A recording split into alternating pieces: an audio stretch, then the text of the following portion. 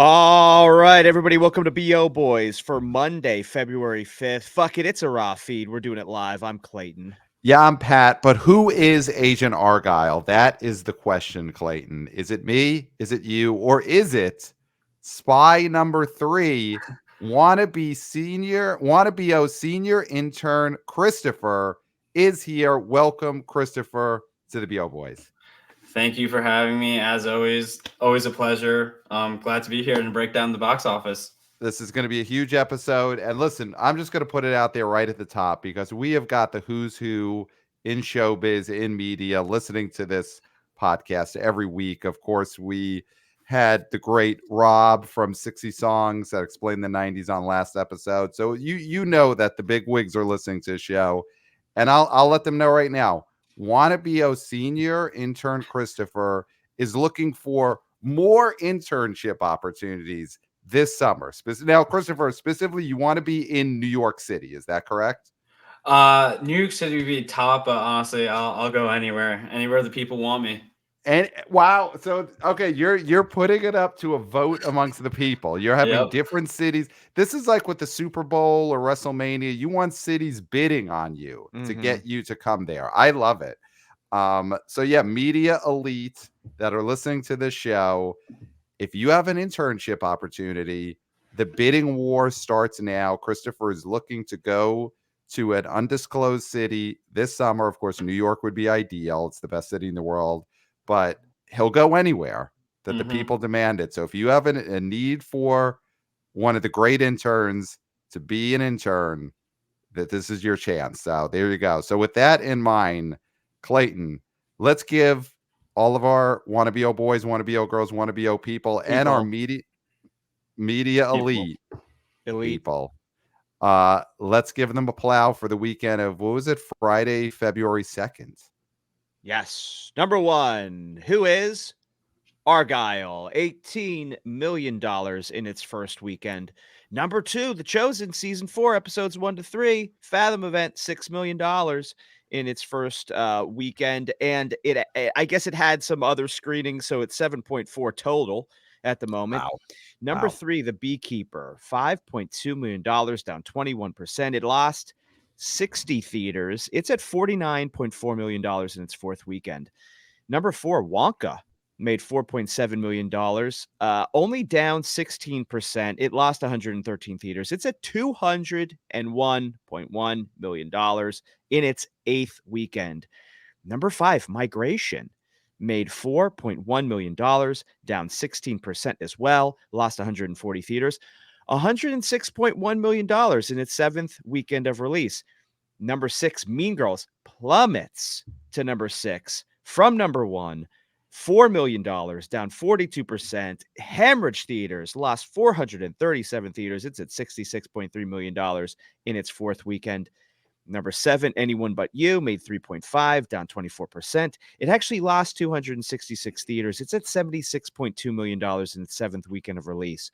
Number 8, American Fiction, made $2.3 million, down 11%. It added 200 theaters. It's at $15 million in its eighth weekend of release. Number 9, Poor Things, made $2.1 million, down 27%. It lost 350 theaters. It's at $28.1 million in its ninth weekend.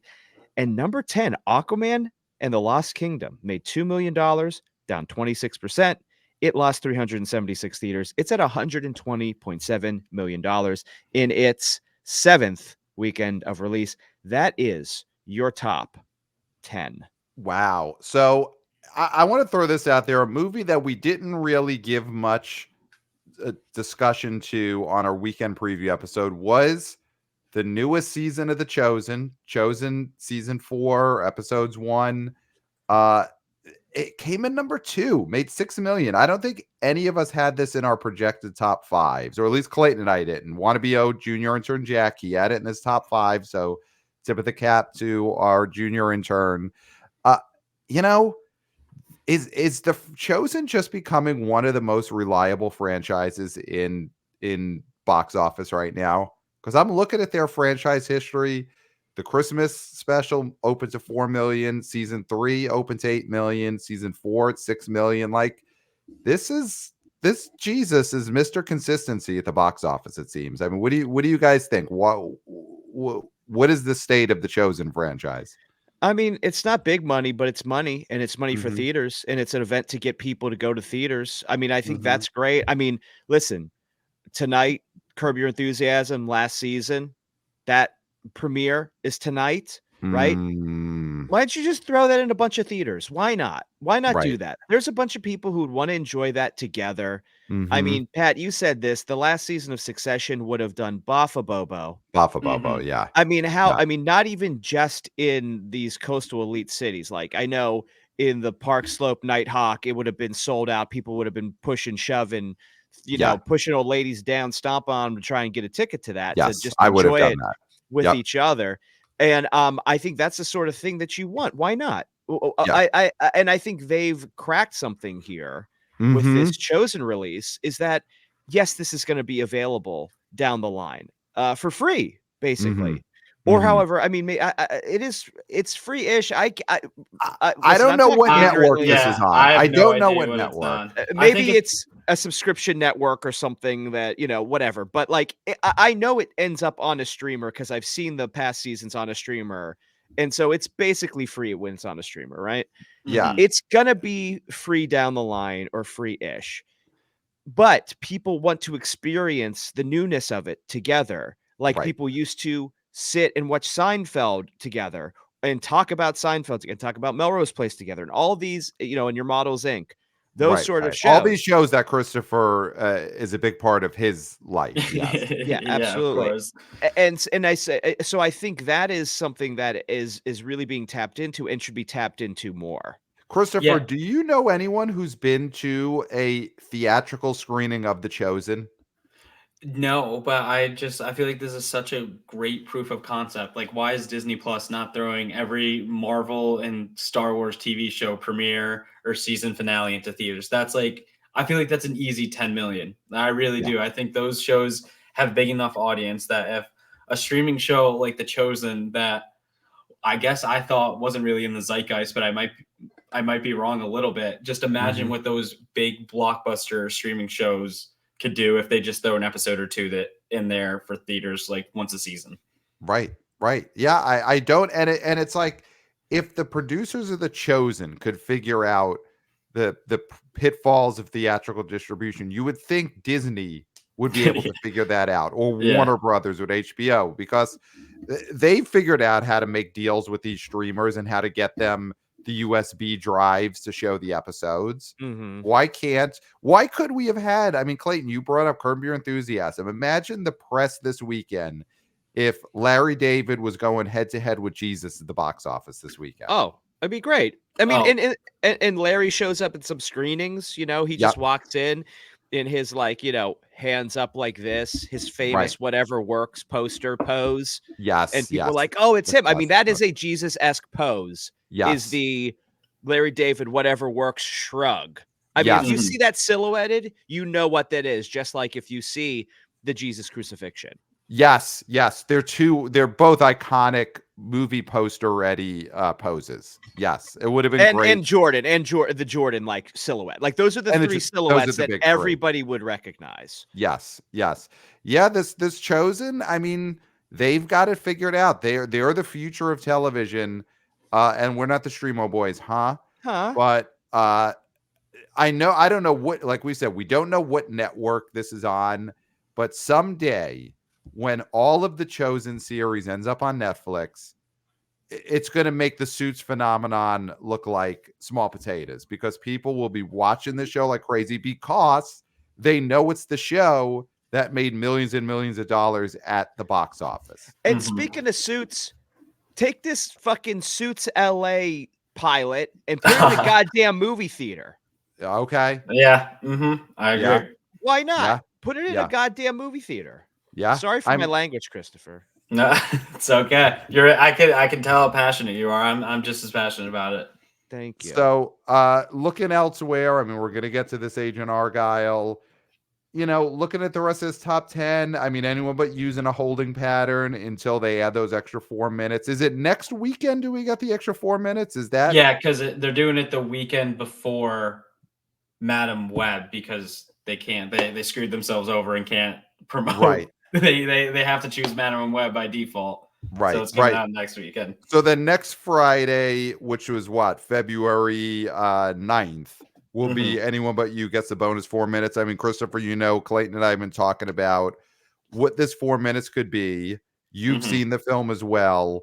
Yeah. What are the chances in your mind that this will be 4 minutes of hardcore pornography or softcore pornography? I think that's 100%. I mean, you guys both saw the movie, right? I haven't seen it yet. I'm waiting for next weekend. Okay. Well, Clayton, they could extend a certain scene with those 4 extra minutes of footage. So I definitely think that's a possibility. Yes. Wow. So now listen, I will be seeing this next weekend. I've been meaning to. It's a box office phenomenon. It's the Something About Mary for, this generation. And now I get to see it for the first time with 4 minutes of hardcore pornography added in there. Will the two of you go see it again because you might get 4 extra minutes of whatever this scene is? No, I probably won't. Wow. Because that I think would be creepy. Yeah. Okay, you don't want to put yourself in a Fred Willard situation. Yeah, no. Okay. Never again. Okay, and Christopher, you also fear being put yourself in a Fred Willard and a Pee Wee situation. Yeah, because the first time I went with one of my friends, and I don't think I could get anyone to go with me this time. So I definitely think it'd be a little creepy if I go to the Valentine's Day cut of a movie by myself. Yeah, it's not a good look. So yeah. Wow, this is something that I'm learning here, that even someone in college could decide that this would be too creepy for them to do. Because I thought that feeling, that kind of shame doesn't hit you until like 34 or so. But you're saying a college student could feel shame like that. Yeah, it's the same type of shame that kept me away from the Taylor Swift movie, the Beyonce concert. It's all the same. Yeah. Okay. Wow. It's what we call good shame. Yeah. Yeah. Mean Girls has fallen off a cliff, but hey, it's made $66 million. I think it's hard to say this has done anything less than what it should have done. I mean, it's not going to make what the Tina Fey movie, the original, made, but I mean, it's just just not as good. This was a Streamo movie that got released into theaters and made $60+ million. Yep. So, I mean, nobody likes it, but we can't complain that it was a total failure because it wasn't. People just will not remember this. I mean, that's the thing, is that people will not remember this movie in any way fondly. And I don't think it's going to make Renee Rapp a household name. Yes, this is not going to do for her what the first one did for Lohan or Rachel McAdams. No, definitely not.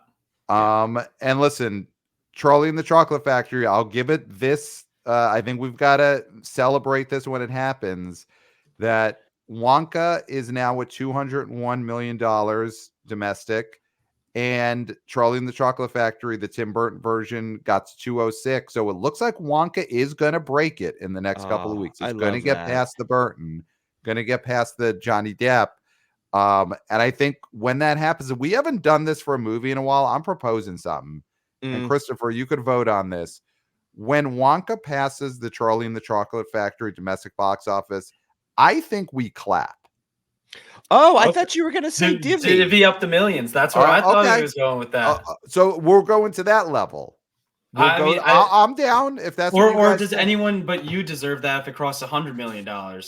Yeah. Oh, but I don't know if it's going to do that. I mean, I think why not do both? I mean, we always love to divvy up millions. I do think we divvy up for Wonka because I don't want to. I was going to say blow our load, but that's crass. But you have to save that for the Valentine's cut of this BO Boys episode. Yeah, absolutely. Yeah. So I don't want to do that about Wonka, but I do think we should divvy up the millions.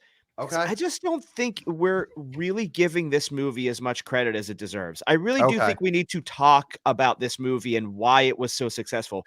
$200 million for a Wonka movie and a kids movie, like a legitimate, like this is a kids movie. There are things to enjoy as adults.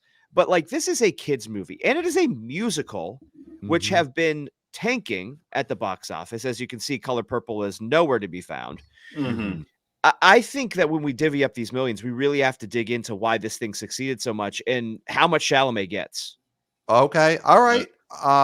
I'm down then. I thought we were just gonna clap, but we're gonna divvy, and I am happy to divvy. And you know what, Christopher, you've never been on a divvy episode. I've I'm not gonna had the pleasure. No, I have I'm gonna not. throw this out there. I think we've got to do a first time ever 3-way divvy of this movie. Whoa. Okay. Yeah. Okay. Yeah. I think when we divvy for 3, and we divvy Wonka. And then yeah, I mean we'll figure out how we're going to celebrate Anyone But You. We've got to figure out something that we've never done before for Mhm. Anyone But Mhm. You, but that has to have a milestone celebration at some point, because At the end of its run, or if it reaches 100? I mean, if it reaches 100, that is phenomenal. if it reaches 100, that's the kind of thing where we've got to get Jeff Bach of Exhibit Relations Co., the great legend Scott Mendelson. We've Mhm. got to get all our interns. We've got to get Kirk Minahan, and we've got to get them all in the same episode. I feel like if Anyone But You hits 100, that's sort of a All-star celebration. all-star celebration. Yeah, Yeah. yeah. That's sort of like just a giant night. And it's like a telethon. We've got to do like an Mhm. MDA Mhm. telethon type of deal where all the Yeah. stars are there. So yeah, so that'll be in the weeks to come. I mean, I think, are you guys ready to talk about who Agent Argyle is? I'm I would just like to mention two things Of course, before we go get. for it. One, Aquaman and the Lost Kingdom is not the disaster Stop. everyone All expected. right. I don't think Turning not off that. my mic and my camera. I would just like to say it has quietly, I know we don't talk about worldwide as much, but it has quietly made over 420 million worldwide, Mhm. probably going to make around 450. Yep. It crossed 100 million. It's going to do like 125, 130. It's not that it's like amazing, and not that it's going to Mhm. break almost even, which is Yep. something that no one Clayton, hold expected. off. No one Let them- expected it. Okay. I think it's getting a little, it's doing okay Yes. for Yes. what everyone thought would happen. Yes. Clayton, all right. I will describe this for the people who don't watch us on YouTube. And if you don't, you are missing out. Clayton has his hands on his head. He's pushing down. It's like he's like trying to push a button, or he's trying to shove something into a hole, but instead it's his head that he's trying to push down. Now he's got his finger on one lip. He's All right. contemplating, and now he's ready to speak. Clayton, I'm just trying to have a speak on measured this. response to this, because the first one was $1 billion baby. All right. So Yes. this Yeah. thing's making less than half of what the first one made. Mm-hmm. I just don't like that the fact that this thing isn't an outright disaster somehow deems it as a success. I never said it was a success. I He said never it said might it. Well, then break why are we? even. He never It said might it was a break. success. It might He break said it would be even. okay. He said it's doing Doing okay. okay. I just think it's getting more hate. I think it No. did better than what people expected it to do. And I It just like to did. point that out. Well, It it did. didn't do Flash. It didn't do as terrible as Flash did, right? Yeah, I mean, it didn't, and it didn't do as bad. It wasn't as bad of a drop from the Marvels. This could have been the exact same situation as the Marvels, and that did not happen. Yeah. Okay. I mean, Clayton, this is a movie that they premiered in a Knights of VFW hall. Columbus, Yeah, in a yeah. VFW hall. They were Where giving my out parents were cheeses. married. It was the same place my parents were married. Yes. Yes. It was like a football wedding type of, it was in the basement of a church. Mhm. And they were giving out cheese and crackers at the premiere of this, and it got itself to 120 domestic. Here's what I will say is, I think this is good for Jason Momoa. I think Yeah. that he's the one who comes out of this with no support from the studio. There, he showed up at that premiere and he's giving out popsicles out of a box, and the movie didn't bomb in the way that the last like 4 or 5 superhero movies have been bombed. It didn't All I'm bomb saying, in the way no, these. but These no, but it made 120 qualifications. million. I think the main thing in terms of if you're looking at a positive is, I think it showed people like Jason Momoa. Okay. And I think Agreed. this is a win for him. I think this is a win for him because it should have done so much worse based on the way these movies were trending. Yes. But okay, so Jason Momoa, great. Yeah. James Wan as well. I mean, I do And James think there's Wan, yes. I mean, I Yeah. do think that you have to give credit to James Wan because James Wan is not a hack filmmaker.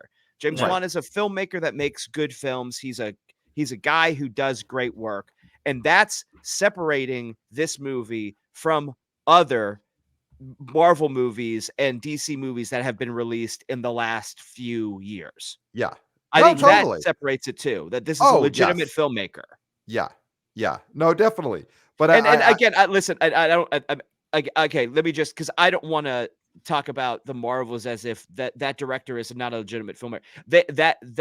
Their hands were tied. Their yes, hands. yeah. They Well, were. James that Wan was, is a known star filmmaker in a way A- that some of those other directors aren't known as stars and yet. was able to have autonomy in a way that I don't Yeah. think the directors of Marvel movies are allowed to have autonomy. So Yeah. just to put it out there, I'm not Yeah. like talking, talking any sort of smack about anybody in that way. So was there another movie that you wanted to call out there before? Oh, we get to yeah, Agent I was just Argyle? saying- Christopher, you were gonna you're gonna talk about Black Adam and how that was a success, right? No, That was your next okay. one? Well, I would listen, never we'll talk get good to the- about we'll Dwayne get to The Johnson on Rock. this podcast. Never, Yeah. never again. Yeah. No. But the other thing I'd also like to say have you guys seen Poor Things?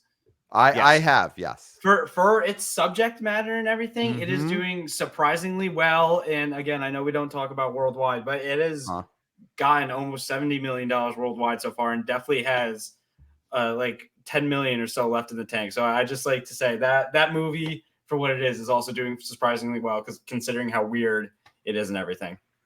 Yeah. And I think that shows Emma Stone is a movie Oh. star and might not have to eat hot wings. Yes. Thank I you. think she I could see her eating the hot wings because she might think it's a fun thing to do just personally. Okay, yeah. But she definitely doesn't have to. She never has to do that. Sydney Sweeney had to do it at this moment in time. Yes. Yeah. No, I agree. And listen, like you said, we don't really talk worldwide, but a movie like that is always going to be a movie that needed to make its bones internationally. Worldwide. Yeah. And it's probably going to get itself over 100 million worldwide when all is said I and could see done. that. I mean, they and- love Perversion worldwide. I mean, Yes. Perversion is more embraced in other countries than in America. Yes, 100%. And this is a type of movie that I think is going to keep playing pretty well through the Oscars. And, there's a chance Emma Stone wins the Oscar for Best Actress. And if this movie is still in the movie theaters, then it'll get a couple of big bump weekends. Yeah. So yeah, and I think it's time. I think it's time to talk this Agent Argyle. So right off the bat, I saw this film. I went to see it in a movie theater on a Saturday night. It was date night with my wife, and we had a choice. We were gonna either see this or The Zone of Interest. And I posed it to the little lady. I said, well, we're gonna do dinner and a movie. And I was like, Argyle's bad reviews. I let her know right off the bat. And I let her know off the bat, Taylor Swift's not going to be in this movie. There's the theories about how is Taylor Swift involved. I just told her she won't be in the movie. And she picked Argyle. Is that because Taylor Swift maybe wrote the movie and didn't write Zone of Interest? Well, I mean, listen, there's rumors about her with Zone of Interest as well, but I think those are even a bit more long shots. It was mainly her decision came down to she wanted to have something more fun at like 9:30 on a Saturday night. And then we decided, we got our heads together and we decided Argyle would be more fun than The Zone of Interest. Because that seems to be the sane choice. I mean, I think saying that it's either on date night, by prefacing that this was date night, by saying we had the choice between Argyle and Zone of Interest. Yeah. And Argyle was the choice, does not mean that Argyle was a choice that people were necessarily happy about. It was just the more, I guess, not as depressing choice, which I think is good for a date night. Yes. Yeah. It was the sane date night choice for my marriage, and I'm sure for a lot of couples around the globe, that right now Mhm. zone of interest is expanding. And there was a lot of couples that probably were posed with that choice. Yes. And Argyle makes sense as that choice. Yeah. And listen, we're not critics, huh? Huh. But I'll say this movie is bad, Mhm. but it's not as bad as some people are saying. It's too Okay. long, it's overstuffed, but it's fine. Okay. And I think it's a movie where the desire to pile on is pretty strong. And I get it. I get why people would hate this movie, but it's a okay movie that if you go see it, it'll be more fun than Zone of Interest. Okay. Yeah, but the Okay. problem with it Yeah. is that it's another $200 million Apple Plus Yes. film. Yeah. And it's funny because I was, last episode I was invoking the great Scott Mendelson and how he was talking about how, this was akin to a Streamo movie. And I totally forgot, it flew out of my head that it is a Streamo movie. It's an Apple Plus It movie. is. I mean, it's made by a Yep. streamer. So that's why it is bloated. That's why it is overstarred. That is why it is something that feels like it's inconsequential, yet they spent so much money pumping this thing up. I Yeah. mean, the A promotion lot I of think was like promotion. $80 million for promotion. Yeah. And half of that's on Universal. So Universal is going to eat it hard on that. But now, Christopher, I got to say something. Mhm. I'm mad at you. Oh, Oh. wow. And I'm Okay. gonna tell you why. Uh-huh. Because Pat will not tell me who Agent Argyle is. It's his Okay. bit. He knows exactly how to make I me love it. angry, which is great radio. That's Mhm. great He knows radio. exactly what he's doing. Yeah. Because I texted him because we have a text thread with our friends and they hadn't seen Argyle and they might want to see it because and I was like, hey, just between me and Pat, I was like, who's Argyle? Is it the fucking cat? And he's like, I can't tell you.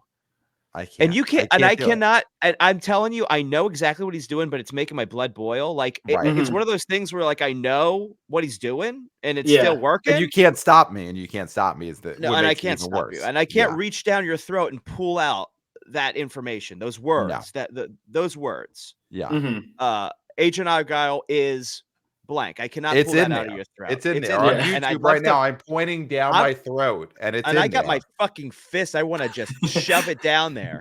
Yeah. Yeah. But then, Pat was like, well, Christopher wants to come on mic because he's going to see Argyle. He saw Argyle. That was the And I was like, information I had as of last Thursday or so. okay. Yeah. Yeah. So it was false information. My camera's all fucked up now. I don't know what happened. This looks Yeah. much better though.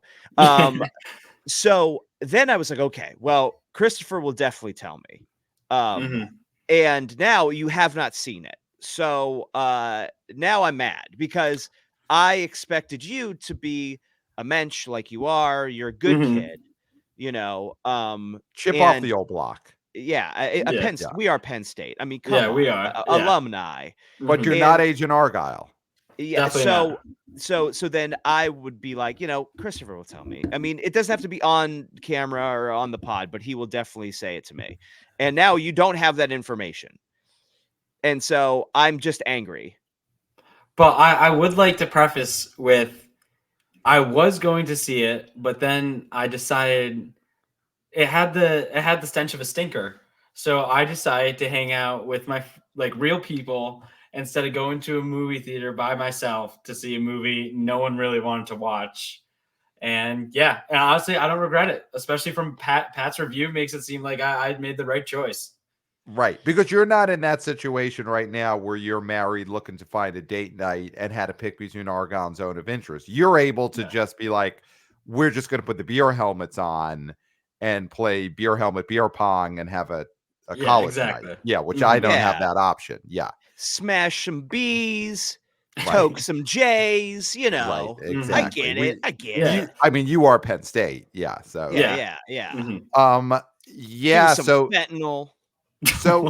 that's interesting. Christopher didn't go because the stench of it being a stinker already was reaching him.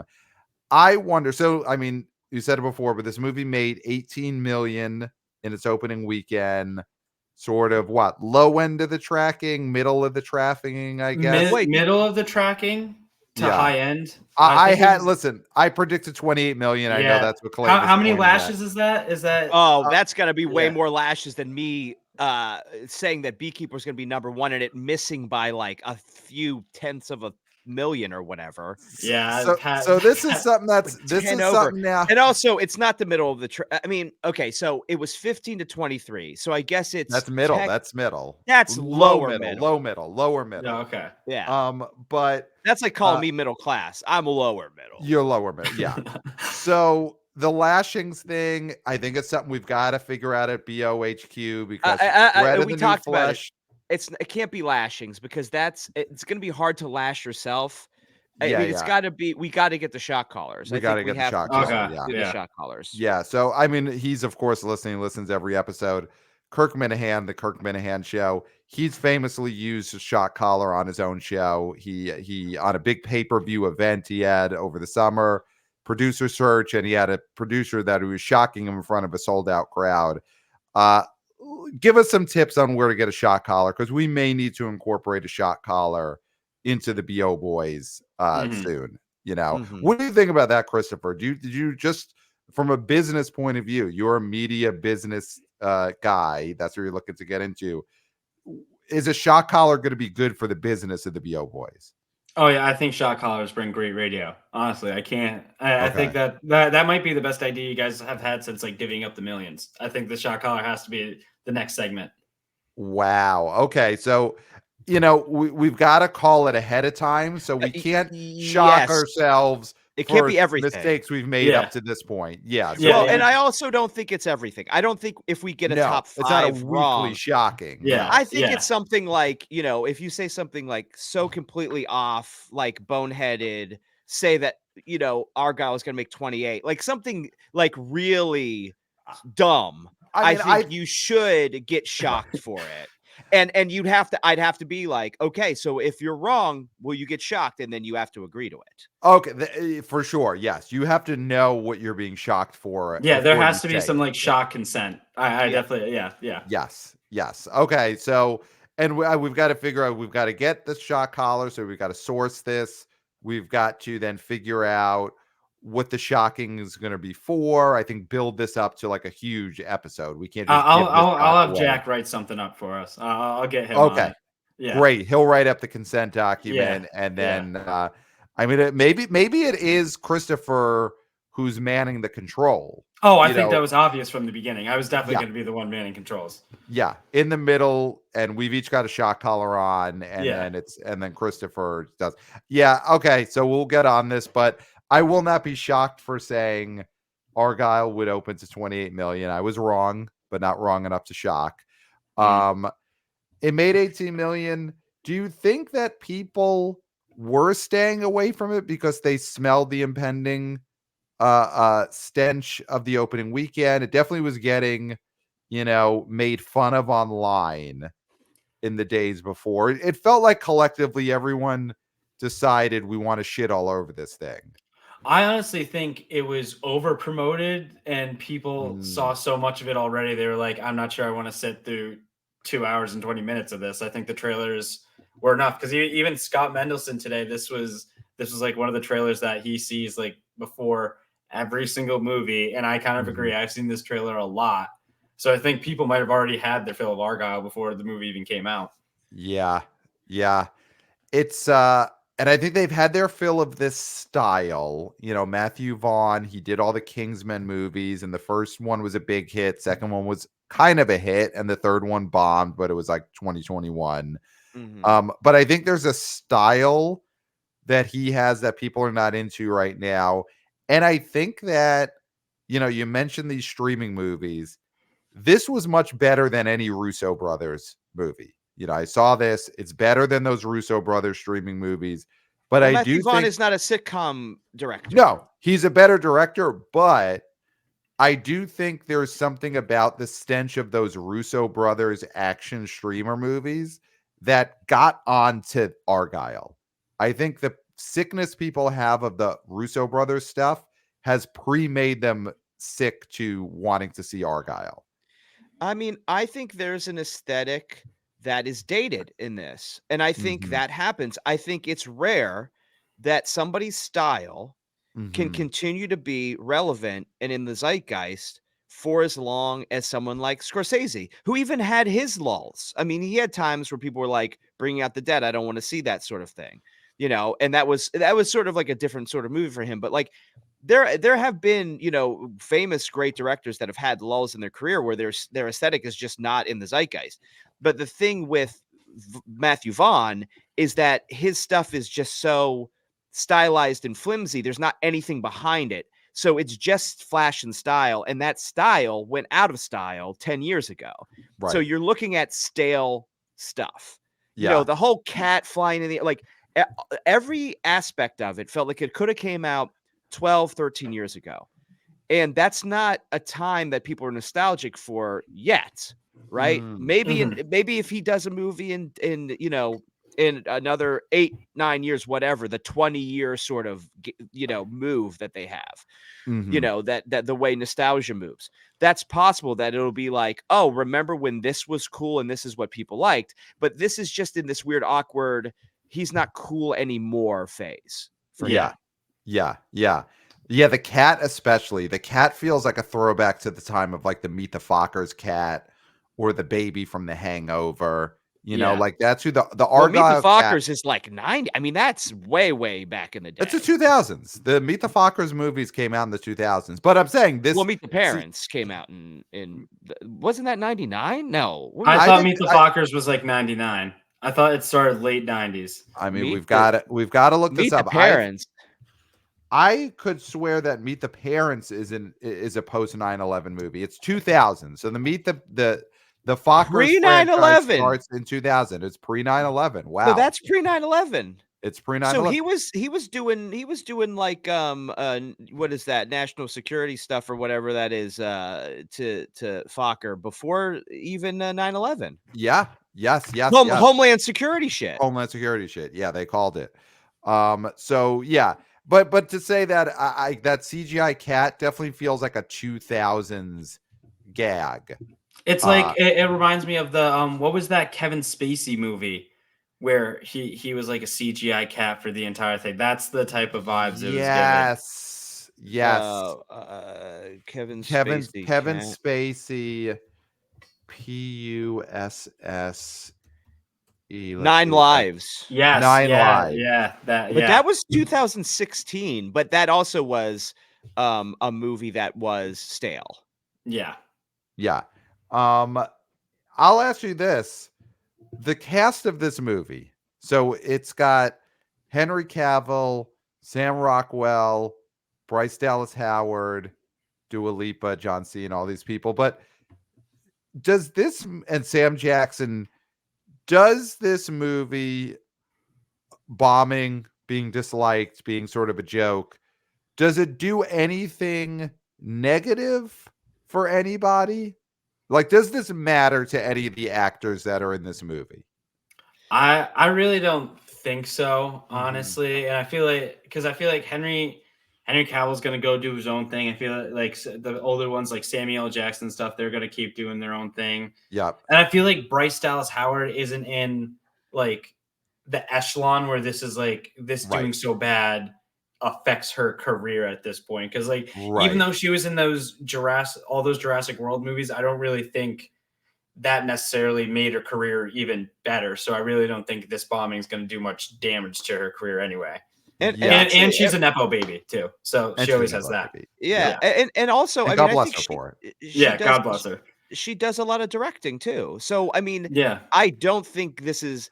I can't speak for her, obviously, and she probably wanted this to do well because she signed on to it and acted in it.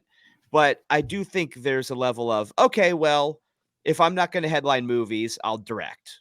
yeah, Okay. And I think that's fine for her. I mean, I think she's been working in the Star Wars universe on TV doing that stuff. She'll eventually get a movie, I'm sure.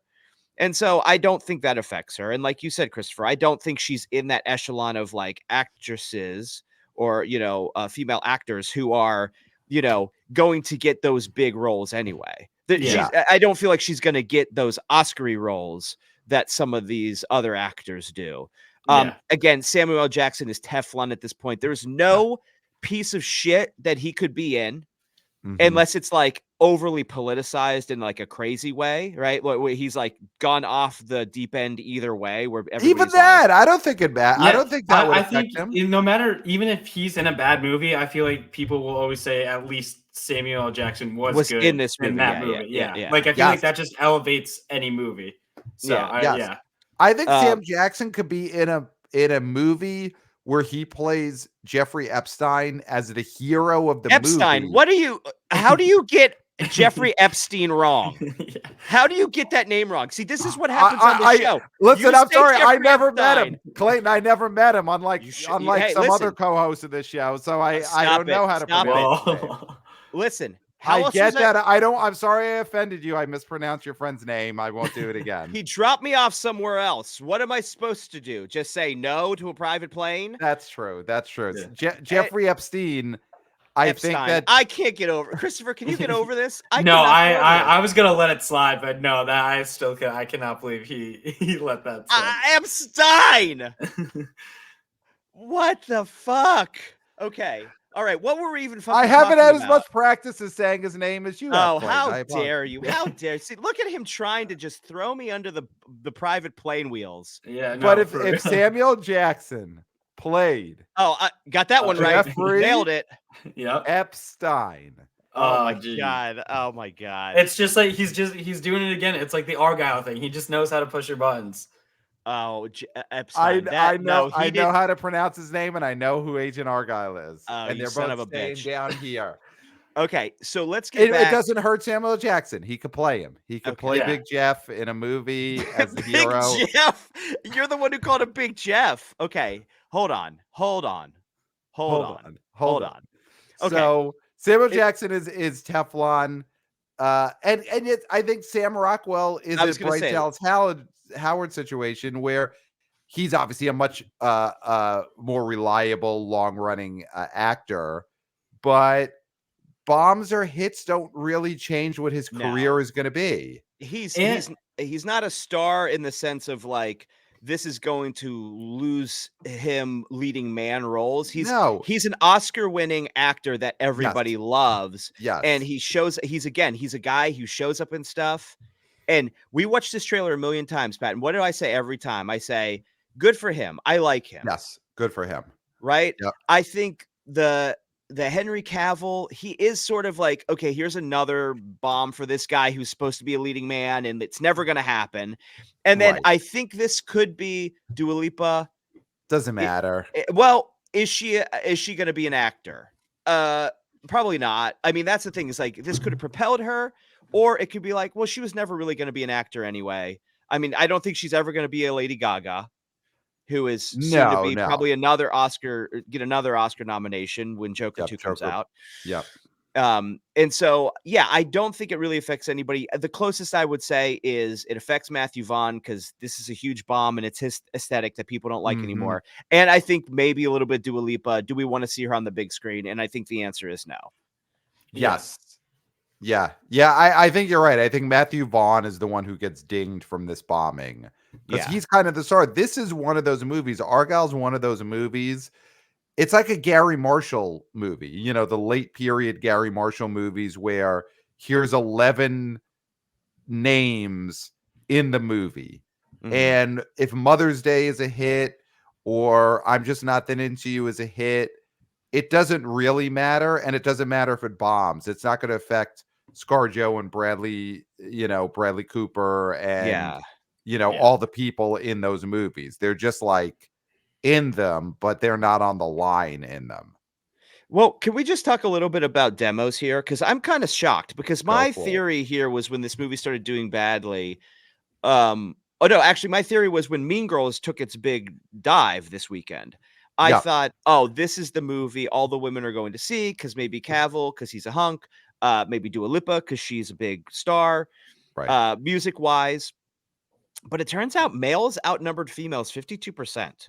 Wow. So men over 25 constituted 40% of the audience, and women over 25 accounted for 38%. Diversity demos, 53% Caucasian. That makes total sense. 20% Latino Hispanic, 12% Black, and 10% Asian. So that I was shocked. I thought this would be more female heavy because of the fact that it was whatever, your Taylor Swift, thing, but also the fact that it had a CGI cat, the fact that it Right. was, there was the hunk in Henry Cavill. Your wife wanted to see it. I mean, I think that was more of it, was like your wife actually wanted to see this movie. But then Yeah. now I realize it was between that and Zone of Interest. So she Yeah. didn't want to see this movie. She just Yeah. wanted to, sit in the dark and sort of zone out for a little bit. Yes. She didn't want to see this. She was just presented two options, and one of those options was Zone of Interest. Yeah. Yes. When you rattle all that off and the demos and how the women didn't overperform in the demos, I kind of think that the CGI Cat is the star that will get dinged the most in this cast, because that CGI Cat was there to bring women in, and the CGI Cat didn't do that. Yeah. Actually, I heard the interview. I heard Matthew Vaughn in an interview. The CGI cat was actually his like daughter's cat. So it might be more Wow. damaging to Matthew Vaughn's career than the cat. Oh yeah. Wow. It might be damaging to his family life, Yeah. if his daughter is upset that this cat isn't going to be a movie star. Yeah. Wow. Yeah, the demo thing, I think it just comes down to, when you look at this, the people who went ended up going because they just wanted an action movie, and Matthew Vaughn's rep is just like Kick-Ass and the Kingsman movies, and those are like bloody R-rated action movies. And so women just didn't go for his aesthetic. This was maybe his attempt at reaching out, but then also, when you really do look at this cast, it's like, was Bryan Cranston going to bring women into the audience? No. Yeah. No. John Cena. No, but this is, though, I feel like John Cena is more of like a guy's guy than like someone who like attracts female. I feel like he's definitely more like he attracts like testosterone, more testosterone than estrogen. Yeah. Yes. Yeah. Oh, Yes. absolutely. Yeah. Yeah. And we didn't mention Cena. This doesn't ding him, I don't think. Yeah. No, I don't think I don't even think he's on the poster. So like, I think he's definitely okay. Yeah. Yeah. I think, and we're kind of seeing his career is going to be, he's going to be the third or fourth guy. I think he's setting himself up to be a value add, and to be like a very famous, popular value add. And him as the above the title star, he'll get that every couple of years in smaller things, but it doesn't seem like that's part of his career plan. Yeah, definitely not. On the big screen, at least. Like, obviously he's a star of the Peacemaker show, and I think that is where he will be a above the title star. And then I think in movies, he's going to be a guy who you get to plug into comedies and action movies as like a third or fourth banana. If the movie hits, great. And if it doesn't matter. Yeah. And we're not Streamo Boys, of course, obviously, but that Ricky Stenicki trailer looks amazing. Looks great. I mean, of course, Amazon, just really wanting to cornhole movie theaters, in the sense that like they have that Roadhouse reboot that looks great, by a really talented director, that they're just going to shove under a roll of toilet paper, or a whole bundle of toilet paper or whatever. And this Ricky Stenicki, that trailer is amazing and hilarious, and it should be experienced. That movie should be experienced with other people. Yeah. Christopher, have you seen this trailer? Have you seen the fairly? Yeah, I saw. I'm a big trailer guy, so yeah. So I saw the trailer for both Ricky Stenicki and Roadhouse. And would you say are either of those movies the type of movies that you're at Bros for Life, you guys would get together and be like, we got to see this in the theater? I could definitely convince people to see Roadhouse. Comedies are a little tough. People still like people want to go see like anyone but you, obviously. I think I took friends to see like No Hard Feelings. I'm not sure they're more like they like the raunchy like sex comedies. Those are the type of comedies Mm. they like. So maybe not Ricky Stenicki, but I definitely think I could have gotten a few friends to go see Roadhouse. Yeah. Yeah, it's disappointing that Amazon is doing this, but then well, I mean, when you look at this was an Apple movie, Argyle, and they're going to take a bath on it. You know, the reports are that it's 200 million. Obviously, with the streaming budgets, it's always a different kind of math, even though this got released in theaters, but they pay a lot up front. You know, and again, not a critic, Huh. but this is not a movie where you watch it and you be like, it's all up there on the screen. Like this movie was fun, but it looked like shit. And it looked like it was filmed, you know, talk about the Russo brothers. It looked like it was filmed in a green screen warehouse. So I'm kind of at a loss for where the 200 million went. It's a big cast, but again, none of these people are Julia Roberts getting 25 million to do a movie. And there's the argument you hear that these movies are just advertisement for the streaming service. That's how a lot of these say it's like you're investing a ton of money up front to get people to subscribe to your service, right? Right. And now we know all these services other than Netflix are failing, right? We're Paramount and Apple. It's like there's a talk about them going together and all these different things. Like there's all these different ways that these things are all going to basically merge. So that's going to be the future at some point. But the difference between something like Killers of the Flower Moon and even Napoleon is that you have Scorsese, you have Leo, you have Ridley Scott, you have Joaquin Phoenix. Those are prestigious names to be affiliated with your streaming service and your company. Matthew Vaughn and Bryce Dallas Howard. And Bryce Dallas, and no offense to them. I mean, I'm saying you're not Scorsese and you're not Ridley Scott. I mean, that's like, you know, I'm not saying that they're bad talents or bad people, but they are not the same level of advertisement as one of the greatest filmmakers to ever live, which is Martin Scorsese. Right. Okay. And could possibly be his last film. Yeah. It's not going to be, but listen, it always could be. Knock on wood. Right. I mean, Shutter Island was almost his last film, thanks to Clayton. Yeah. That's a famous story. Famous story. Yeah. He's told it on all the chat shows. Mm-hmm. So guys, anything else we need to say on Argyle before I think there's a couple of emails we should read, but is there anything else we want to say about Agent Argyle, who of course I know the identity of, and I will tell Christopher off air. Well, I already just Googled it and it's annoying. And so you have nothing over me now. Okay. Yeah. Well, other than, you know that I know how to pronounce Jeffrey Epstein. Yeah. I mean, that just makes you look stupid, and that does not annoy me. That makes me giggle. It does not. It does not. It does not. It tickles me. I'm tickled. Anything else we want to say about this Agent Argyle? Clayton now knows the identity. Amazing. Yep. Yeah. Oh, and it's just as terrible as I thought it would be. Yes. It is. It's not a huge surprise. Yeah. Okay, so Clayton, do you want to read some of these emails that we've gotten? Yeah, I mean, you mentioned, so you should read them. Okay, so let's read an email that we got from Wannabe boy Andrew. So thank you, Andrew, for sending this email. So first thing is he sent some photos. He said, I was at the AMC Burbank 16 on Friday night. So first of all, fellow Coastal Elite, Andrew, glad to have you. I was at the AMC Burbank 16 on Friday night, one of the top grossing movie theaters in the country, and it was dead empty at 8:30. Not much to say, but the picture speaks volumes. And then he sent pictures of just a completely empty lobby in Burbank at 8:30. I mean, Burbank, this is where Johnny Carson used to do the Tonight Show, was in Burbank.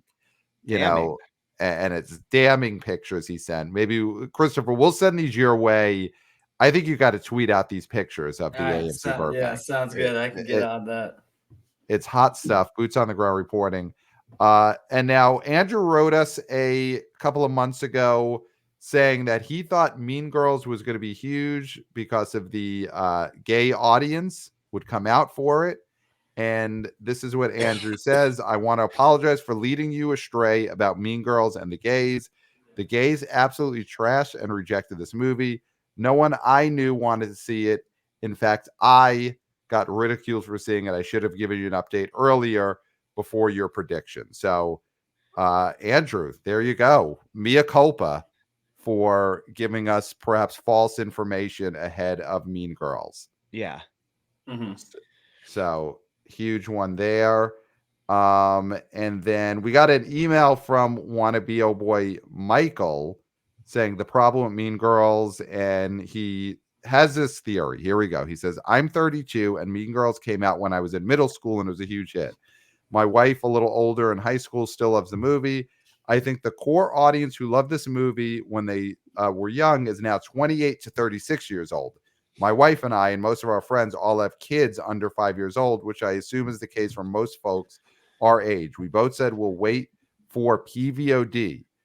Had our child been 11 plus years old, this would have been a fantastic family movie to see, but no one is taking their 5-year-old to see this, nor is anyone wasting a babysitter night to see this. Everyone would take their tween teenager to see this. So basically, that's a very good, yeah. Wannabe oh boy, sorry, that's goes by, of course, Wannabe oh boy Waxy. That's Waxy. Waxy, Wannabe oh boy Waxy, putting the theory out there that this movie, this Mean Girls remake, came out a few years too early to capitalize on who loved the original. Okay, I mean, that's a very good theory. I do enjoy that. Any sort of, I mean, the famous sort of too soon sequel, and this isn't a sequel. Obviously, it's a musical version of a Broadway play that was a movie, but was Scream 4, right? We always talk about Scream 4, brilliant movie, came out a little bit too soon. And now it's looked at as one of the best of the franchise, obviously, but at the time we were all sort of not as excited about it because we had other things going on in our lives. Right. And so I think that theory, though, holds some weight because of the having little kids. And this isn't migration. Like, they will not sit and watch Mean Girls musical. Right. Maybe when they're 12, maybe when they're 13. Absolutely. If it still would have stood up as a rental for sleepovers, which I think it will. I think it still will. I don't think this musical version of this movie is going to dim anybody's remembrance of the original.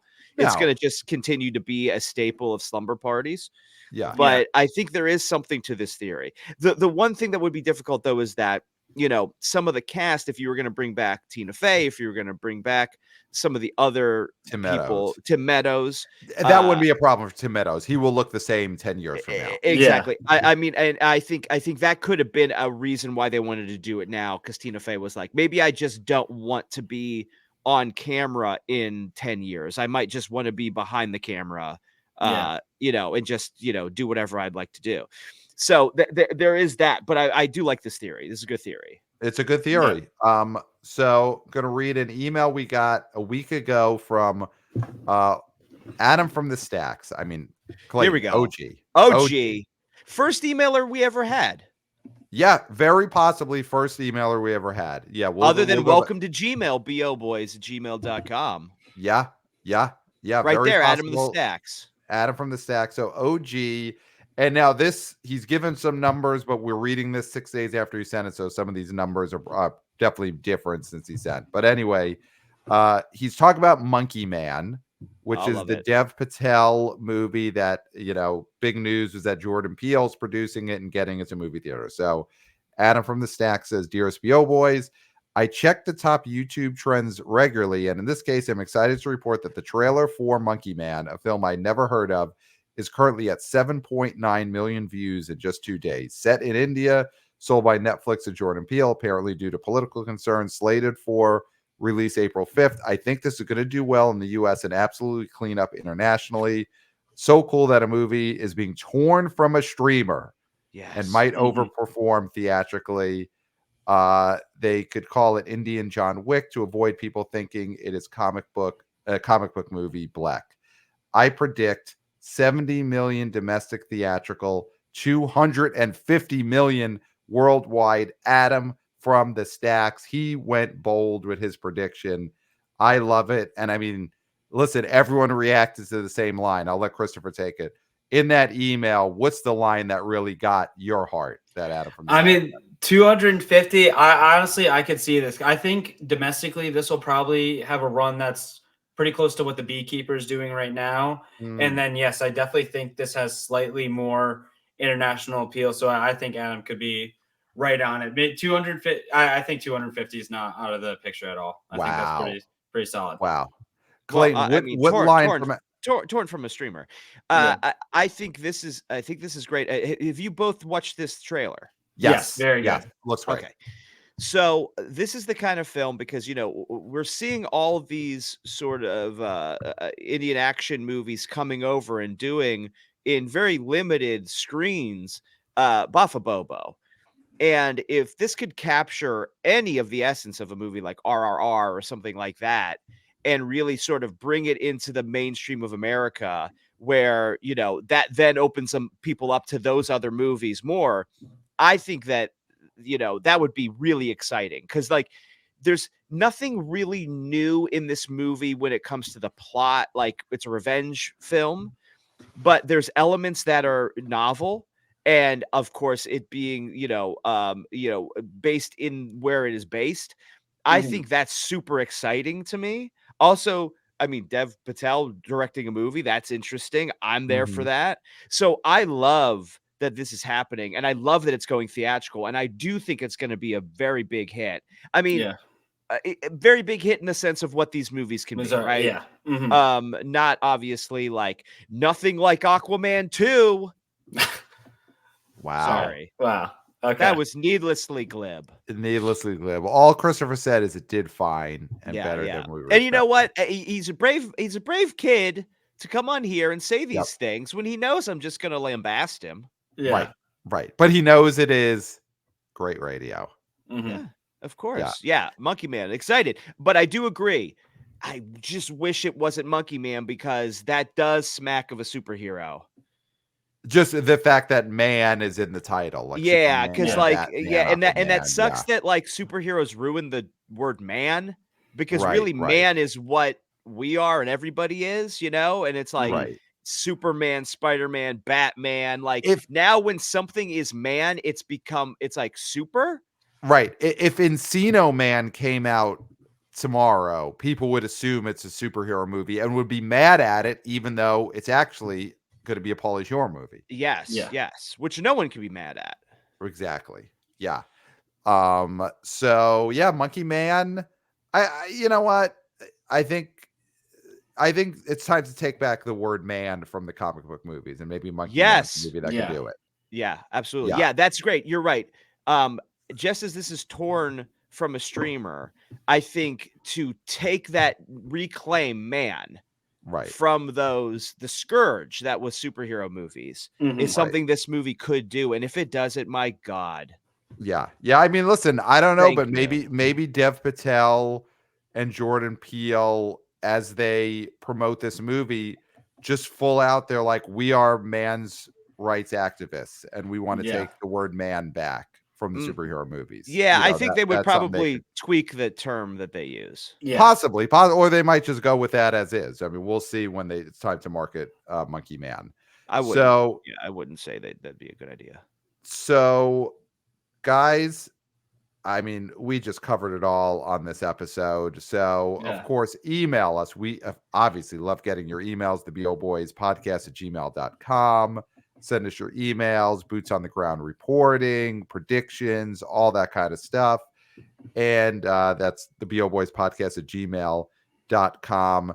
I mean, Christopher, you're here. This is the spot where I usually say wannabe senior intern Christopher is killing it on the social medias. But what do we got going on BO Boys social media?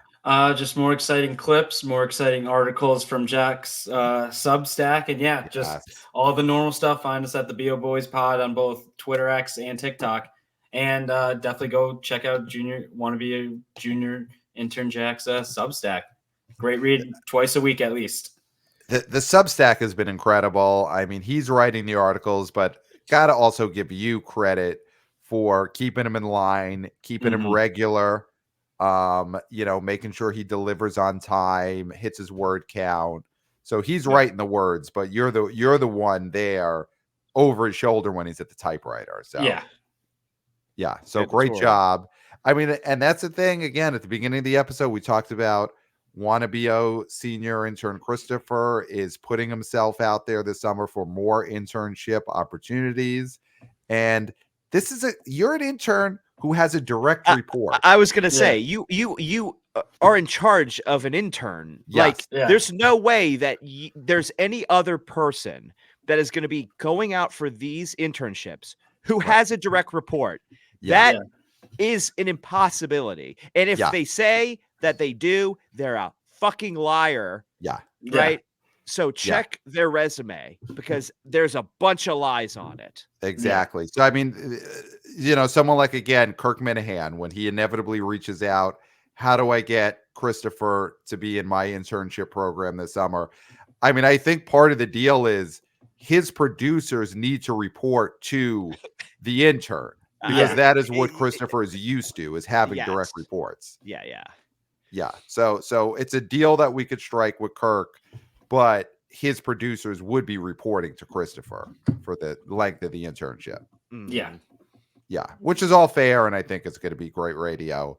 So of course, follow our Substack, our Twitter X, and our TikTok, and give us 5 stars on Apple Podcasts. And of course, we are all YouTubers. So if you're not watching this on the YouTube channel, you're only getting half the story. You missed when Clayton was freaking out earlier and just making all kinds of contortions, and you're missing the web exclusives. And I think Clayton, after the show, it's the after BO, and tonight Clayton and I are going to go with an after BO talking about the new episode of Saturday Night Live. We're going to give our review, and Clayton, I got some things that I want to say on the after BO about Black Adam himself, Dwayne "The Rock" Johnson. Yes. A couple of things that I want to get off my chest about him because he's out there. We'll get onto it on the web exclusive. He's trying to pull another Warner Brothers, DC Films type corporate takeover out there. And all I'll say is hashtag we want Cody. That's what I'll say. Oh, yeah. Justice for Cody. Finish the story. Lawsuits be damned. We're talking The Rock. We're talking The Rock. He came after us before when we talked about Heart to Heart on Peacock with Dwayne The Rock Johnson, but that's not going to deter us. We're talking about him on the after. So subscribe to the YouTube channel. Get this web exclusive. It's going to be hot. And anything else, Christopher, you want to say to the audience before you head out? No, I think I've said it all. There's nothing else left to say. That's it, Clayton. There can't be. Nothing. Except for. Until next time. Next time. We'll smell you at the box office. Nailed it. Nailed it.